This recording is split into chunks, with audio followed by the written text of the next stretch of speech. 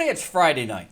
You just got out of work. It's 5:30, and it has been a killer week of work. You put in 60 to 70 hours. It was nonstop. It was on the go. It was an extraordinary busy week, but it was a very, very, very productive week. You got a lot done. You exceeded all of your goals, and it really was a well-earned week. So to celebrate, you and two other friends decide you want to go out and you want to get some steak. Who loves steak, right? Doesn't this look so good? I am absolutely starving right now. I know I always talk about food, but just looking at that makes me want to go out to a steakhouse. So you have one of your colleagues, and they say, you know what? I know of a high-end steakhouse downtown that we can go to. It is absolutely fantastic. The ambiance is top-notch. The cuts are absolutely premium, and it is probably the best steakhouse around. You, on the other hand, you might not feel like spending $200 a plate at this high-end steakhouse. You might not feel like going to a fancy establishment after putting in 70 hours during the week. And you want more of a casual, relaxed atmosphere, good steak, a nice cut at a decent price, being able to watch some sports on the TV, more of a lively atmosphere that you can just sit back and relax in. So you want to go to Texas Roadhouse. And then you have the third colleague. And this individual says, you know what, Texas Roadhouse, high-end steakhouse, I'm in the mood for steak, but I also want to get some dessert, and I might want a little bit of seafood, and I might want some salad, and I might want a little this and a little that, and I really don't want to spend a lot of money, so you know what? I think Golden Corral sounds fantastic. Notice what's happening here. In each one of these examples, it's all steak. The premium high-end steakhouse, Texas Roadhouse, Golden Corral, maybe it's steak night. In each one of these individual places, you're still getting steak. So what's the difference? And will you agree there is a difference? This is what we call a market tier. And what we're talking about in this lesson right here is that in every industry, you're going to have different market tiers where companies compete in, right? So you have that high-end steakhouse. You have the Texas Roadhouse. And then you also have Golden Corral. So when we're talking about a market tier, right? So this is what it says right here. Within the same industry, there are going to be different levels of service a company can compete in. The higher quality services will generate a higher price point, and the lower quality service will generate a lower price point, okay? Obviously, the steakhouse is going to have maybe a $200 plate. Texas Roadhouse might have a $20 plate. After you put all the appetizers and everything, maybe spending a total of $40 a night, and then you go to Golden Corral, maybe it's $15 a plate, right? But what's important about this right here, and what's important about the market tiers, is, and I see this all of the time, you might have a small business who actually thinks their products and services are a high premium, but in the eyes of the consumer, it actually might be more of a mainstream tier. Or you might have a small business who thinks that their products and services are in a specific tier and they're charging prices of such, but maybe the price point doesn't actually match that tier. So in this video, what we're going to talk about is we're going to talk about strategic positioning as far as what is the market tier that you want to compete in, what market tier is best for you to compete in, and what market tier do your segments expect you to compete in. All right. So in every industry, there's primarily around 3 basic market tiers. This is a good rule of thumb. Of course, you have your variations, but this is a good rule of thumb, right? So we have our premium tier, right? So the premium tier companies, they're going to offer the highest quality product or service, right? We're talking about Rolex, Lamborghini, Ferrari, Versace, that high-end steakhouse, one of the top hotels that you can go to in the world, places where you have white glove service. But it costs money to actually produce this high level of quality.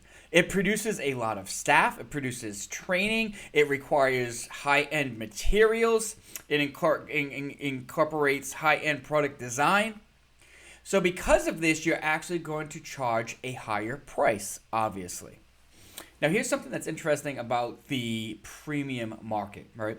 The premium market, because the prices are so high, they actually get a higher price point, right? So they have a clientele that is willing to pay extra money. They're willing to pay what we call a premium. They're willing to pay a premium, a price above what it's worth in order to get that high quality service or that high quality product. So one of the good things about being in the premium tier is you actually get to ask for a higher price point and you have larger margins. But there's a downfall. And the downfall is the base of individuals who can actually afford that price point or is even willing to pay for that price point is very small. This is what we call a niche market. It is very specialized. It's very unique. It's catered to a small group of individuals, okay? So again, when you think about Lamborghini, Rolex, Versace, those companies do not appeal to a broad base clientele. Specific clientele looking for specific product offerings that's custom tailored. The messaging is custom tailored. The product offerings is custom tailored. So in the premium, higher price point, higher service, higher profit margin, but overall you have a very small base that you're competing with. Okay, so that's premium.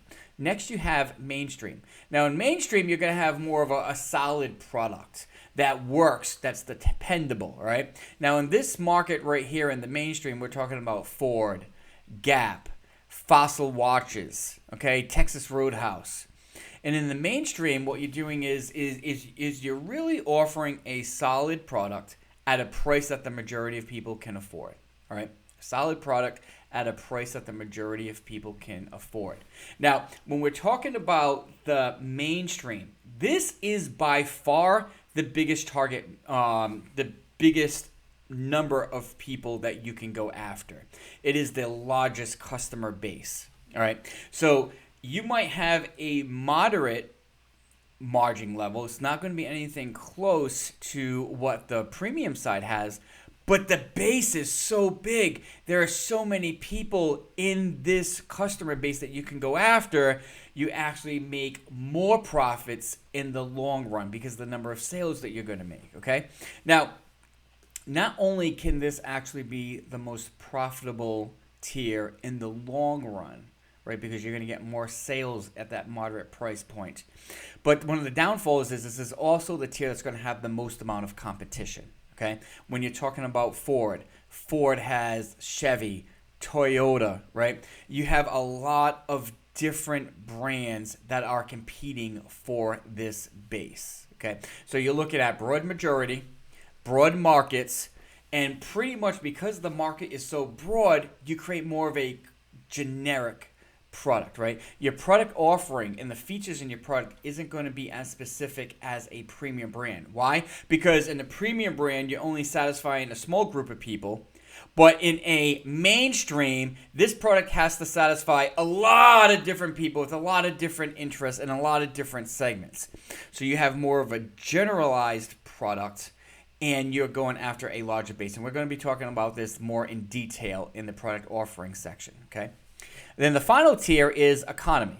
So this is the lower quality that you can get in the marketplace. This probably has the cheapest prices. You know, think of McDonald's or the dollar store or Family Dollar, all right? That's what we're talking about in economy. It is the lowest quality and it's one of the cheapest price points, right?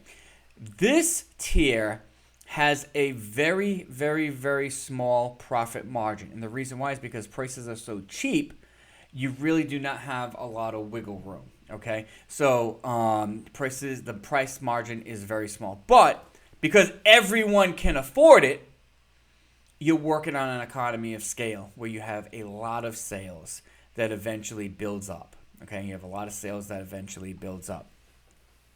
One of the downfalls of this tier is that even though everyone can afford it, Not everyone wants it, right? You might go to a fast food restaurant once in a while, but it could make your stomach sick if you actually go every single day. All right. Same thing with Dollar Tree. You might go to Dollar Tree for a couple of things, but there's some things you just rather spend more money on. Okay. Now, in your industry and in your field, you have these three tiers. You have the premium tier, you have the mainstream tier, and you have the economy tier. Question is, what tier do you compete in? All right. Now, here's another question that's a good question. People might ask, okay, what about Walmart? What tier is Walmart in? They must be in the economy tier, right? So when we're talking about Walmart, Amazon fits in this category. It's really, really interesting because Walmart is cheaper than Macy's or the Gap, which is considered mainstream. But they're more expensive than the Dollar Tree or the Dollar Store, which is considered economy. So where do they fit? Realistically, Walmart is at the lower end of the mainstream tier. You could say the higher end of the economic tier, but I'd say more of so the lower end of the mainstream tier, okay? And that's where Walmart fits. And this brings an interesting level because within each tier, yes, you're going to have different levels, which might think that you're absolutely insane. Think about this. Think of college football, right? You have Division I college football, you have Division II, you have Division III. These are your different market tiers, right? But within the Division I, you have your top 25. Really, you have your top 5 that's competing for a national championship. You got 20 other teams in the top 25 who's competing for a bowl game. And then you also have a lot of other teams that are happy to compete and to be on TV. They're all in the same division. But obviously, you have different levels of quality within that division. I know each year it changes, but you have different levels of quality in that division. It's the same exact thing with the market tier. Your market tier could be mainstream, but you could have Walmart on the low end and then maybe Nordstrom's on the higher end of the mainstream. Does that make sense? Okay.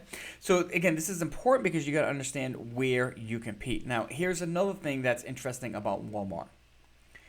If you have a big enough player in your tier, it could alter the entire industry. All right, and this is what happened. When Walmart came in, Walmart actually was more of the economy, higher end of the economy tier. But because Walmart has so much in sales, and because Walmart drew such a large crowd, same thing with Amazon, what did it do to other companies? Well, now other companies in the mainstream tier, they had to start lowering their prices in order to compete with Walmart. You see what we're saying? So not only was Walmart on the fringe of two tiers, but they were so powerful that they actually gratitude and attracted other people in a higher tier closer to them, where people had to raise their price in order to compete. In the cell phone industry, the exact opposite happened, right? You had Apple and Samsung, which pretty much dominated the market. And instead of prices getting cheaper for cell phones, what happened? They got more expensive, right? So they were able to raise prices on cell phones and actually bring the market up, all right? So when we're talking about Walmart, here's 2 important points.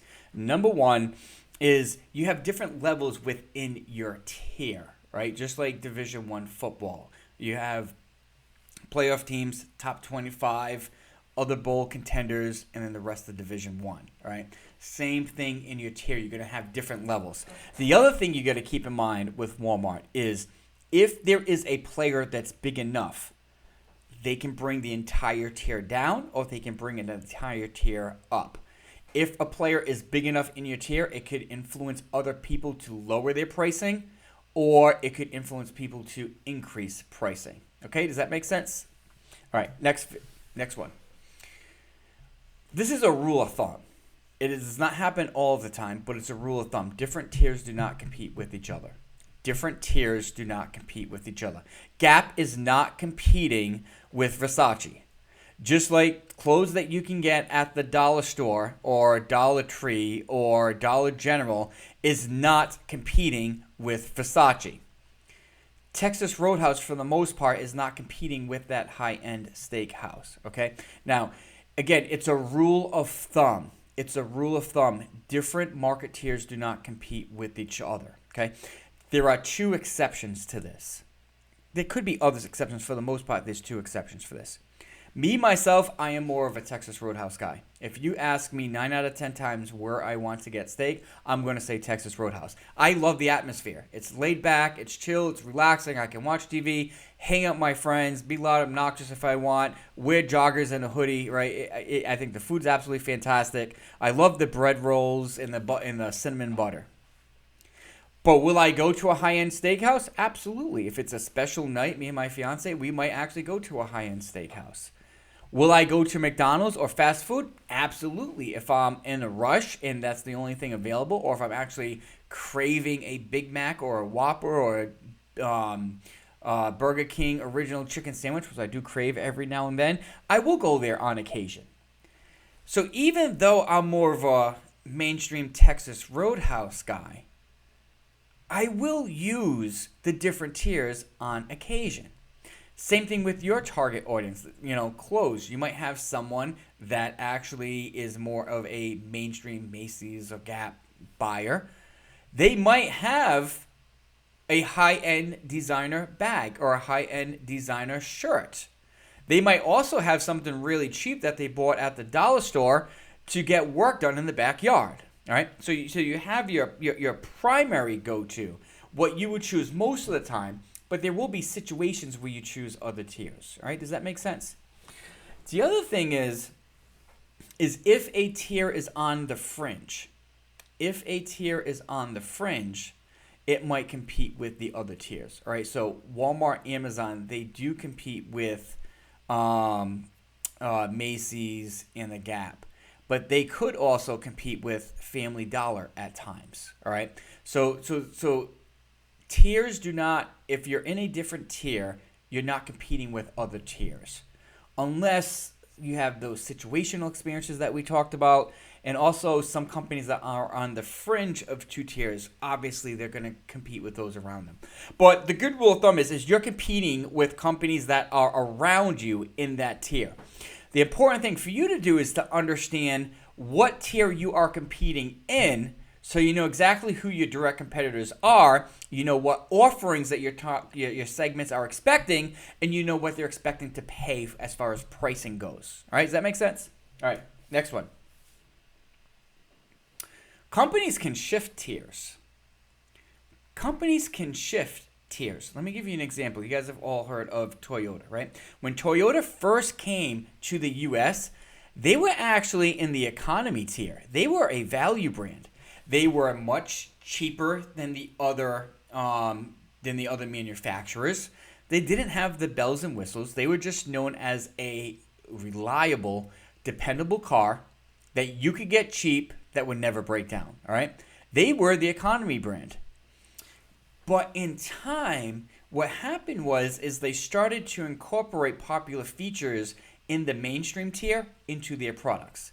Basic features: power windows, power seats, AC, things that we all take for granted now, but at the time, as they started to incorporate these features, then they started to draw some of the mainstream crowd.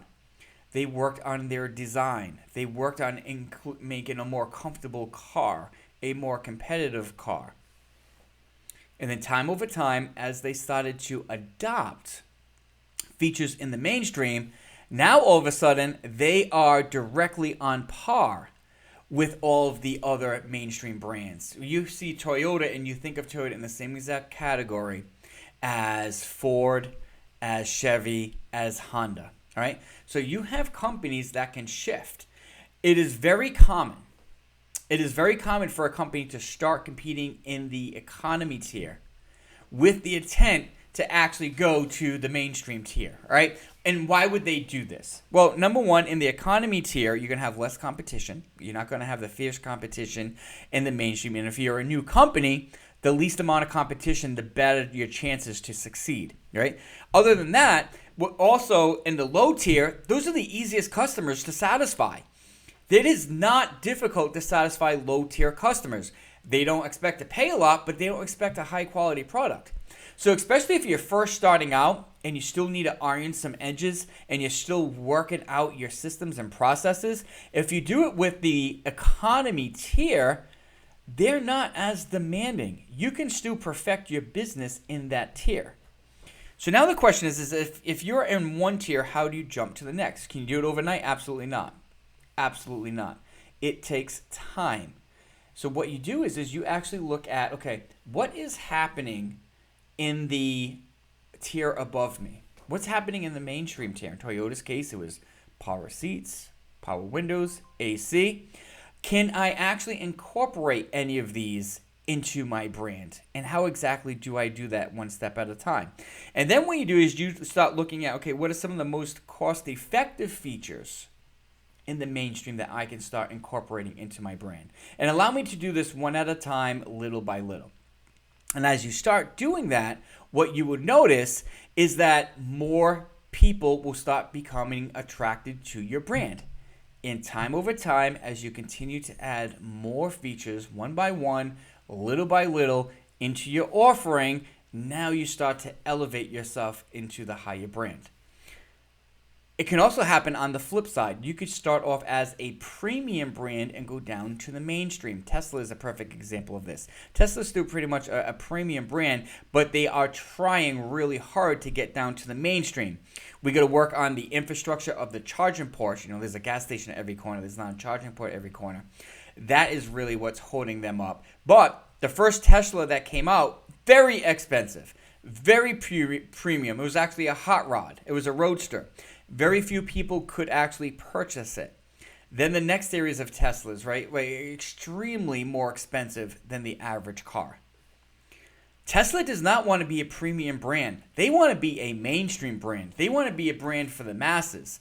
So though they started with a high-end technology, now they're trying to actually create their vehicle at scale and trying to make the infrastructure up to par to start to bring that in. Does that all make sense? Okay, so companies can shift within tiers and in between tiers. Next thing, premium tier is not always better. I see this all the time with small businesses. I'll have a small business come to me and be like, my food at my restaurant is top notch. I want to be a premium brand. I want to be known as one of the best restaurants in town. Competing in the premium space and being known as the best restaurant in town are two totally, completely different things. You can have fantastic food. And in your opinion, and in your customer's opinion, it could be the best food, best tasting food in town. But you still might not be a premium brand. Your prices, even though your customers might think you have the best food in town, they might not want to pay $200, $300 a plate. They might not want to walk into, maybe they feel it's a stiffy, high-end environment. Maybe they want something that's more casual and laid back. Premium is not always better. Premium is better if it fits your segment. Premium is better if it fits the clientele that you want to serve, that you're trying to attract. Just because you are mainstream or even economy, McDonald's makes a lot of money. You don't need to shy away from a tier because of an ego aspect. What type of quality do your customers expect? What type of price do your customers expect to pay? Who are the competitors that you are going to compete against? That needs to dictate your market tier. Okay, does that make sense? Don't forget, Walmart sells significantly more in apparel than Versace.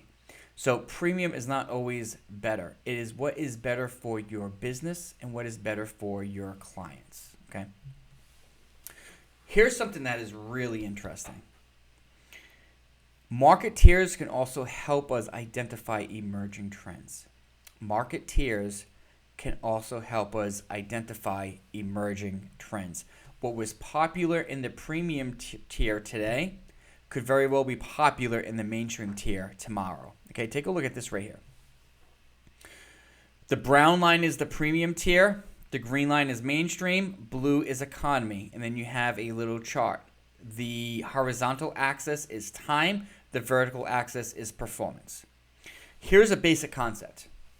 In general, over time, we as consumers expect more for our money than we did the day before. Okay, as time advances, we expect more for our money. Are their cell phones today better than the cell phones that were around 20, 30 years ago? Absolutely. We expect a better producing product. TV, are the TVs better today than they were 30 years ago? Absolutely. We expect a better product. Okay. Now, what I want you to do is think of when TVs first came out. The big, huge, gigantic floor model black and white TV. Right. That was a premium product when it first came out. Not everyone had a TV. The mainstream masses did not have a TV when it first came out. It was a premium brand. So this dot right here is going to represent when TVs first came out, okay? It was a black and white TV. It was a premium brand. Mainstream and economy did not have it. But as time went on, obviously we expect more for what we have, and then the TVs actually got better. And then at this point right here, the premium clientele no longer wanted the black and white. What was next? Color. They were buying color TVs. The technology was now able to be mass produced with the black and white TVs, and now it was at the price point of what the mainstream can afford. So this red line is the black and white TV. It started out in the premium. The technology was able to become mass produced at a cheaper price. Premium sellers now wanted color TV, but now the black and white TV is at a price point where the mainstream can afford or is willing to afford. Okay, now you have the color TV. What happened after that? TVs got bigger. You had a big screen TV. And as the black and white gets more mass produced, now the economy tier starts to buy on. Premium tier would be on the big screen TVs. The mainstream tier is now getting color TVs, and the economic tier is now getting the black and white TVs. Happens with technology all the time. Right now, as at the time of this recording, the newest iPhone that came out is 15, and you actually have more cost-effective cell phone companies that are actually promoting the iPhone 10 or the iPhone 12. In time, we expect more quality for our products, and what is in one tier could eventually happen and be popular in the next tier. So for you as a business owner, what tier is above you? What are the popular features? Now, again, if you're Versace, maybe it comes down to Gap, maybe it doesn't, right? So you got to pick and choose what is in line with your target segment. But this is a good identifier of future trends that could be coming to you. So what are the future trends? What is going on? What could potentially come down over to you, okay? It can also go on the flip side. You could, believe it or not, you could have a trend in the economy that actually goes up to the premium. Let me give you an example. Around 2002-ish, 2002, cell phones first started coming out with camera cell phones, all right? Now, before that point, what you would actually do is a lot of people would have a cell phone that they would pay for, and then they'd also get a digital camera, a handheld digital camera that was this small, that had an SD card in it. So you had to buy two devices. Now, it was much cheaper for you to buy a cell phone with a camera than to have to buy those two devices. So if it was cheaper for you to do that, why didn't everyone do it? Well, because the camera, when it first came out, was horrible. I think it was like 2 megapixels. It was horrendous. It was really, really, really, really bad. All right. I actually had one of those first cameras. I thought it was the coolest thing in the world until I took a picture. I'm like, what the heck is this? And forget it. If you don't have perfect daylight lighting, it's not even worth it. You're not going to get anything out of it. So you had some people that would buy it on the economy because it was much cheaper to have a cell phone camera than two devices, but it wasn't really that great. But in time, as time progressed, the camera got better, and it got better, and then all of a sudden it got to the point where the mainstream said, you know what? It's a real pain in the butt having these two devices. Having one device, it's not too shabby, and guess what? Those cameras are getting pretty good. I think we can actually manage that. And what happened today? Now cell phones with the best cameras are now a premium going $1,200, right?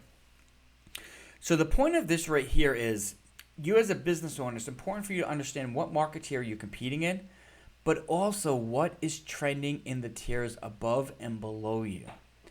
Of course, you won't adopt everything. Everything's not going to catch on.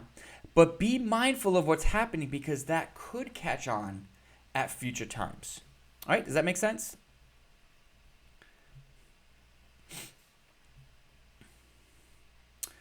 Final point is you can have different price points within the same tier. Okay, I often have companies that come to me and be like, "Oh, I serve all three tiers. I got a low entry point, I got a medium priced item, and I got a premium priced item." And most of the time, people buy the mainstream priced item. Okay, that is not that's providing various offerings within your tier. That's not satisfying all three tiers. Let me give you an example. You can go to Texas Roadhouse and you can get something for $10. It could be an appetizer, it could be a lunch special, whatever. Most of their offerings are probably $15 to $20, but you could actually get the porterhouse with a side of ribs that will cost you over $40. So you have your entry point, which is around $10. You have your main category, which is 15 to 20, but you could also get something that's over $40. All right? It's all within the same tier. It's all within the same tier, okay? For you to satisfy all three tiers, at your one restaurant, you would have to have a hamburger for 99 cents. You would have to have a $15 to $20 steak option. And you'd have to have a $200 to $300 plate steak option, okay? That would satisfy all three tiers. And realistically, it is highly unlikely. Maybe there's someone out there that does do this, but it's highly unlikely a restaurant's going to do that, right? So you will not satisfy all tiers. Now, I will say if you're a big company, you could create offshoot brands in these different tiers, okay? So the offshoot brands would be, think of General Motors. They have Cadillac and they have Chevy. Ford has Lincoln and Ford.